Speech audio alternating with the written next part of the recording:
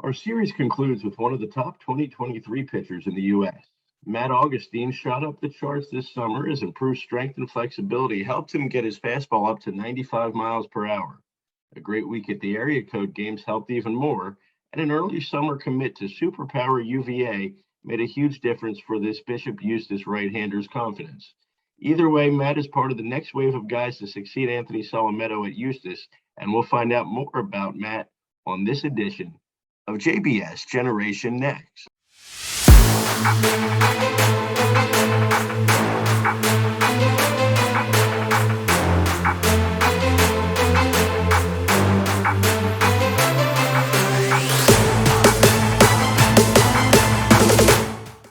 Hello, everyone. Welcome to Generation Next. This edition, talking to one of the top high school players in New Jersey, one of the top nationally ranked players in the class of 2023. You can see by the hat, committed to the University of Virginia, verbal commitment. It's Matt Augustin, Bishop Eustace High School. Welcome, and thanks for coming on, Matt. Thank you for having me. It's a great pleasure to be here. Absolutely, absolutely. So let's kind of start with you, sort of the same way that we've started with everybody else, and just kind of give us, tell us your story as it pertains to college. Certainly, the verbal to one of the best schools in the country when it comes to not just baseball performance and getting to Omaha, but also, that combination of athletics and academics too, probably up there, Virginia, Duke, Stanford when it comes to baseball schools with great academics. And certainly Virginia's been at the top of that in recent years. So let us know tell us how that all unfolded for you.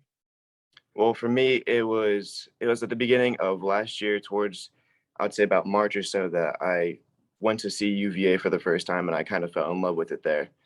And then I told my trainer, Christian Lee, that I'm really interested in the school, and I was hoping that they would have some interest in me. And by about October, November, we were able to get in touch with the coach.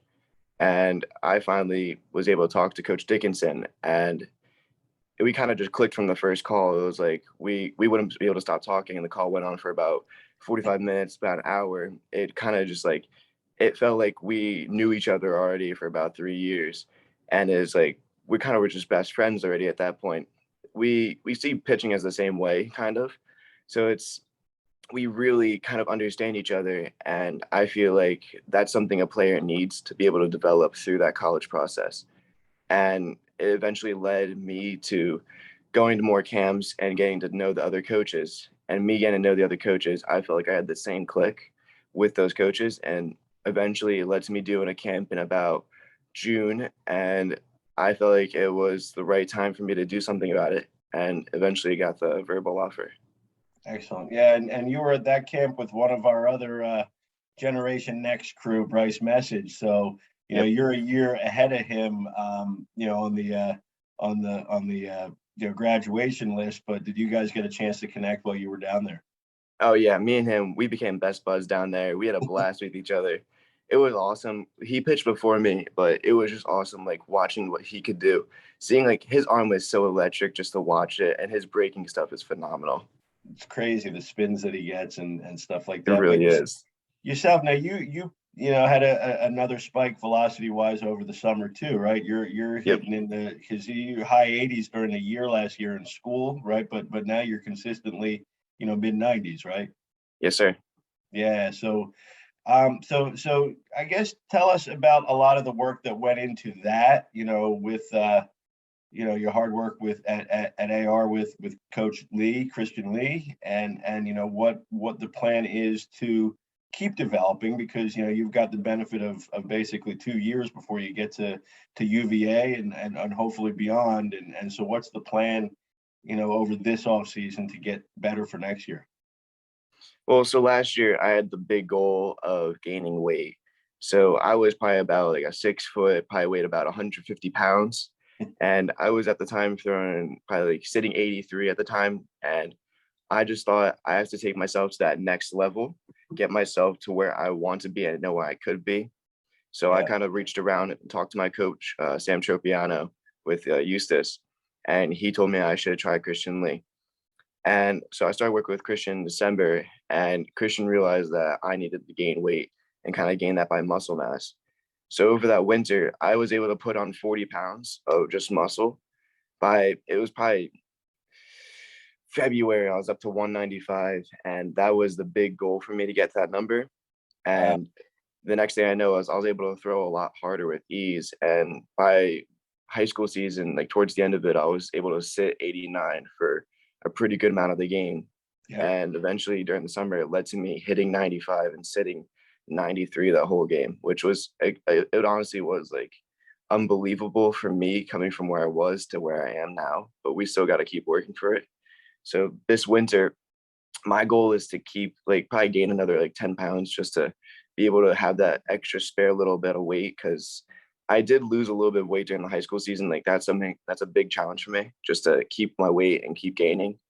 So my goal is to be able to get a little bit stronger, gain a little bit more weight, and get a little bit more flexible in my legs, because I want to be able to try to be able to stride out a little bit further and get myself a little bit closer to the plate and make it a little bit more challenging for the hitter to hit my ball.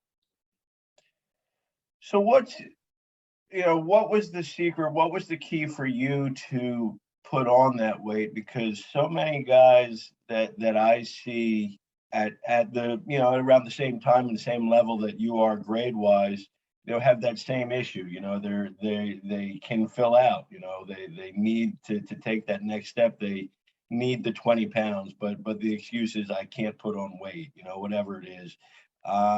What was it for you that clicked, and maybe that helps somebody watching this do the same? Well, actually, I had the same excuse at first. Like my first week, I was like, I couldn't put on weight. I can't do this.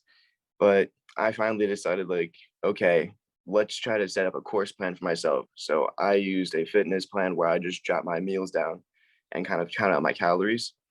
And so basically, I would get to the point where I was almost about 6,000 calories a day, 6.5.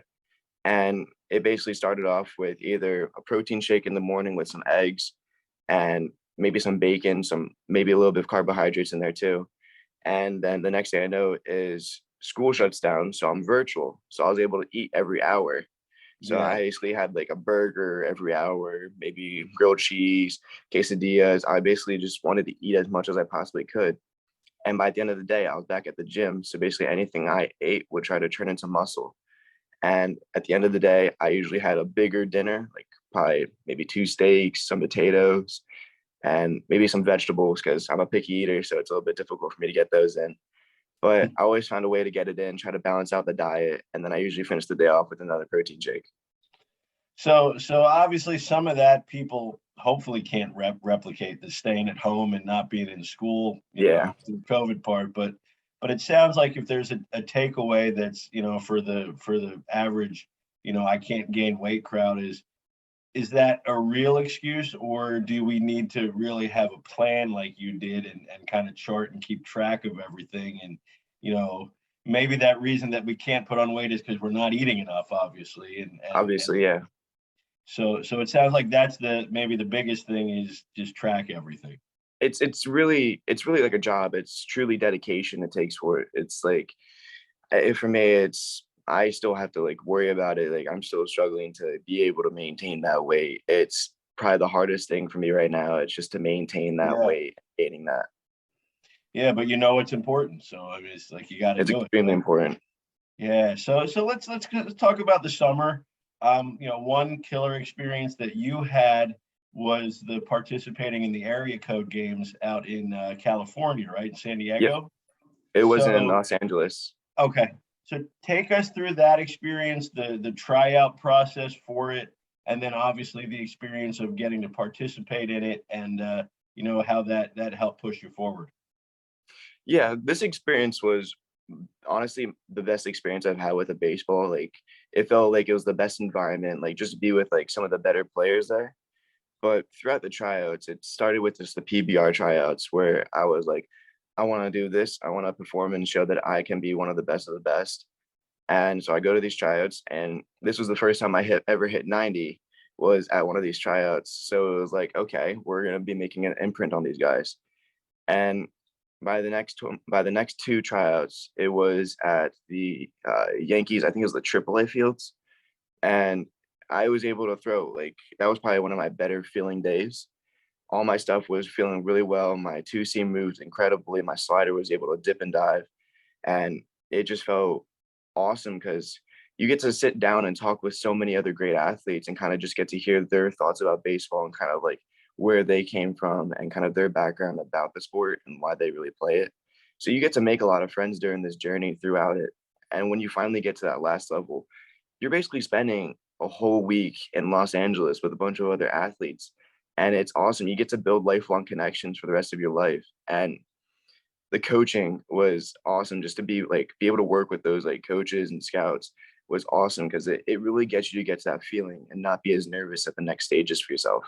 Yeah, sure. Now, how is that? Is that all 2023s at your group, or was it by age? So it was 2023s, and if you were good enough, they took 2024s up with you. Okay.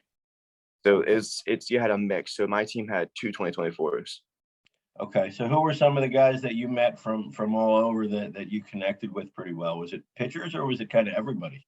It was, I would say, mainly pitchers. The pitchers kind of stayed together a little bit more because we all kind of like stood in the bullpens and watched each other go. Right. One of the kids I connected with, he's from more North Jersey. His name is Blake Morningstar.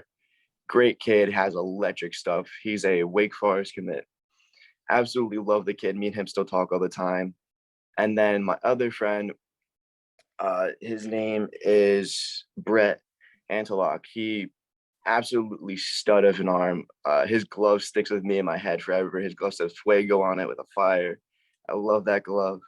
And he is a Texas A&M commit, and me and him stay in touch all the time too now. That's crazy. Yeah. So you got guys now all over that are going to be all over the country. Yep. At the next level. So that's pretty neat. Let's bring it back a little more local. Great team at Bishop Eustace last year, 2021. Kind of starred by, but certainly not the only star, but Anthony Solometto. Being a high second round pick. Tell us about the excitement for this year, and did seeing what Anthony went through scout wise, did that sort of mentally prepare you for what you're gonna, hopefully see down the road too? So the experience with Ant was honest. This summer, this high school season we had was the best experience of baseball I've ever had with my life. It was my favorite season. This is gonna stick with me for the rest of my life. Like those guys from that team, our family, and this team next coming year, and then the year after that, our family. And we're always gonna be family. But it's like, I don't know, we just connected so well that season, and staying behind Ant and having those like scouts come out, it really, I feel, mentally matured us for every Mhm. single game we've played, because we did have a lot of sophomores on that team last year. So we're all going to Yeah, be playing with each other for the next couple of years, and we're all just going to be mentally prepared because hopefully from when we're seniors, we're going to have those scouts back and have them keep coming back to each one of our games, because hopefully we're going to have some hitters that might get drafted. Some pitchers might get drafted. That's truly like, it's going to be mentally challenging for us, but I feel like we're all ready for it. what's it like playing in that sort of atmosphere every day? You're being watched pretty much every game. You're also kind of pushing each other to be better every day in practice. It's electric. It's truly, you get butterflies in your stomach right before each game, and that's a great feeling to have, because that means like you're ready for it. That's something you want before the game, because it gives you a little bit of adrenaline. And I really think that it kind of really just it definitely gives you an advantage over it, because if it's happened to you more than once, the other teams aren't going to be mentally ready for it. So I feel like that's just more of an advantage for the people that are more used to it. Definitely. So we'll give you a chance to shout out where you get most of your workouts done. As I can see in the background, you're at the gym right now, Yep, I am. in the office area. So why don't you tell us about where you'd mentioned Trope put you on to working with Christian Lee. Give us a little shout out there and promo and why he's been so effective and helpful for you. Well, I work out at Athletic Republic Escape with Christian Lee. It's in Mount Laurel. The reason why I feel like he helped me the most is because he's really able to build a relationship one-on-one with each player, and he's able to connect. And if you have a goal, he's willing to push you, even if he's willing to push you to your edge to get you to that goal because he wants you to succeed. He wants every player he has here to succeed. Like at points, like you might feel like you're not gonna be able to like you're not gonna get to that level that you want to, but he's gonna try to push you as far as you can. He wants the best of each player, and eventually that leads to each player getting to know each other super well. And everyone here, we're all kind of really tight. We're all kind of like brothers here. It's awesome because there's so many other schools here. Like we have some kids from Shawnee, Gloucester Catholic, Morristown, and it's like it's awesome just being able to be around these guys because they're all incredible athletes and you all get to like push each other to your edge. And I just feel like it was probably my best option to go here due to the fact that it's allowing me to be around such like incredible people. Like Ant worked out here, so I had the chance to try to outwork him, but he's probably the hardest working kid I've ever met. So it's really hard to do that. I was gonna say, it's good if you did or you were even close, that means you're doing pretty good from what I've learned. He's incredibly hardworking, but I feel like if anybody has the work ethic at Ant, you can go anywhere in life. Right, right. I said always it's great to have that example in front of you too. That's right. Um, so when did baseball become, when did you know this was your thing? This is what you wanted to dedicate so much to, that make this kind of your goal to be the best that you could be on the mound. Probably my first season of pitching. I just like the feeling of being on that mound and having control every single pitch. I was probably about 10 years old at the time, and that was my first time throwing in the mound in a live game. And I was just like, I like this a lot. And for 10 years old, I was throwing pretty hard at the time. So it was like kids either struck out or it was a ground out to the first baseman. And it just like it just connected with me. And eventually it led to me like playing to travel ball. Like I never really was into travel ball until I developed like the love for pitching. Hmm. And so then I was able to travel for travel ball teams and I was pitching at the highest levels for like at that time for me.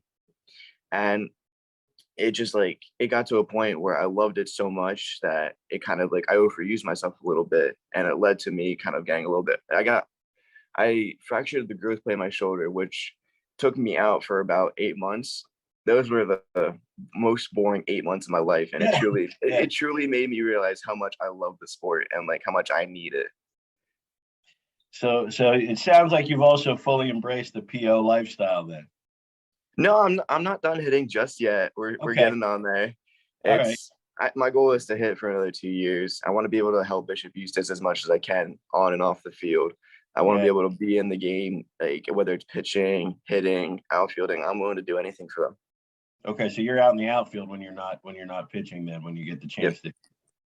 All right. Um, what's it like playing for Trope? Knowing that obviously the guys won, about 1 billion games.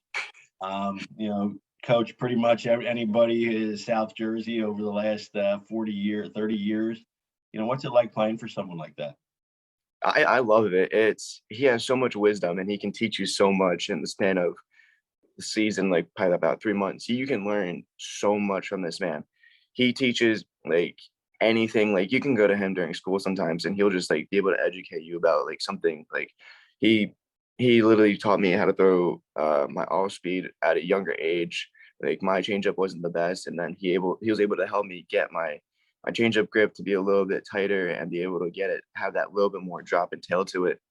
And now that's my most effective pitch. And he's definitely a player's coach. He will get on you if you make a mistake, but that's only because he wants the best from you. Yeah, no, sure, but obviously what he's done and who he's done it for speaks for itself. Yeah, It's it really does. yeah. So um, goals for 2022. Like I said it's one thing that's a little bit different than some of these is it's your junior year. It's not your senior year. So what are our goals heading into the off season to prep for this year? Just mainly try to fine tune my mechanics. I really want to figure. So I have a very catapultish arm slot. I kind of want to bring that in a little bit just to not put as much stress on my shoulder. So I'm kind of working on bringing that in and fine tuning that.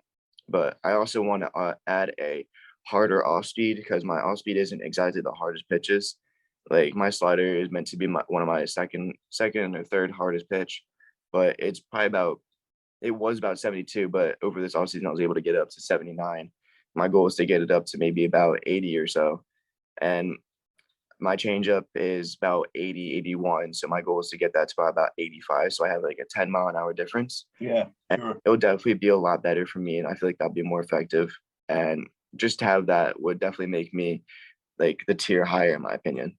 Yeah, because too big of a difference, it's a little too easy to recognize, right? Yeah, you could just go 50-50 and you can choose sit fast, you can sit slow. Yeah, yeah. So, um, random questions. If you could be D1 in another sport, right? If you could be elite at something else, what would the sport you choose be?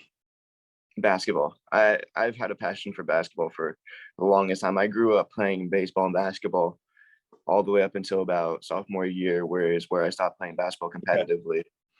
And I just love basketball. I like being on that court, running back and forth, and being able to just, I don't know. I feel like it's great being able to be part of that 5-man squad at the start of the game and just balling out and just having fun. So describe yourself as a basketball player for us. Well, I was basically the small forward, power forward, so I was pretty good at shooting, but I feel like I mainly was better in the post and being able to get those quick maneuvers and drawing fouls. Free throw contest, you or Ben Simmons, best out of 10. Who's winning? I think I can win that one. All right, good, good. I just wanted, when you said shooting, I just want to make sure that we're that's what we're saying here. Yeah, it was. I worked on my free throws a lot. I wasn't good at those when I was about 8, and then I was finally able to get those along. Um, favorite professional team, can be any sport. I'd probably say I'm a really big fan of the Packers. So my dad's a Packers fan, my grandpa's a Packers fan, so we all kind of just pass it down, and we all just love like kind of, I don't know, we're all just kind of cheeseheads, you know. So this was before Aaron Rodgers or because of, and I guess it'll still last after he leaves, right? Yeah, it's definitely gonna last after Lee's. My grandpa, he watched like Red Fire go, and so we all kind of just get to know each other a little bit more after each season. Have they taken you up to Lambeau Field yet? Not yet, sadly. So it's on the list then, I'm guessing. It's definitely on the list. Excellent, excellent. Right. Favorite pregame meal? I'd definitely say stir fry. I'm a big fan of hibachi, so I'll probably go with the steak, some rice, and I don't.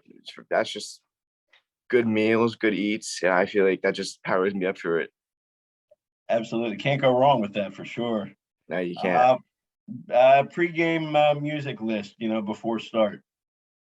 I usually, I'm a little bit generic with this kind of stuff. I like to listen to a little bit of Eminem, kind of get that little bit of motivation in you. But then I also like Coldplay to bring in some happiness. So like sometimes I listen to Paradise by them. That gets me a little bit happier. And I don't know, it's just for me, it's you gotta have that a little bit of adrenaline, and you also gotta have that positivity in you because you don't want to be exactly like mad during the game because that can get in your own head. Yeah, yeah. What do we like to do outside of baseball? I just like to be able to go out with my friends, kind of just hang out. And I mean, school, that's a great place to be able to be with your friends, but I like being able to go out, maybe play mini golf, go bowling with some of my friends, kind of just be able to be a kid. And sometimes it's like harder for other people to like understand that like being a high level athlete, it takes away some of your life. But when I get the chance to, I like to be able to go out. Absolutely. We'll finish with this one. What would you tell, right, eighth or no, I guess going into ninth grade, Matt Augustine, going from middle school to high school, based on what you know now, what you've learned over the last couple of years, or anybody else in that same situation, what would you want to leave them with if you could tell them something? I would basically just tell them right away, just never give up on your goals. It's really like if you lose trust in yourself, if you lose that like motivation internally, you're just gonna go downhill. If if you don't have that little inner heart, inner spirit, you're it's really gonna bring your game on a downfall. So you really have to bring yourself up. And if you're at a low point, kind of work yourself around it and find that something that brings you happiness, and that will definitely take you farther in life if you're definitely happier. Absolutely. Yeah, it's an important lesson to learn at any point, let alone just starting out high school. But Matt Augustine, thank you. I Thank you can for having tell me. Can tell people are starting to get to the gym. It's not going to be just you for much longer, right? Not for much longer. So I appreciate it. Have a fantastic day. We look forward to watching you the next couple of years at Bishop Eustace. Beyond that, University of Virginia, hopefully in the major someday. And thank you for the time. Thank you so much for having me. Absolutely.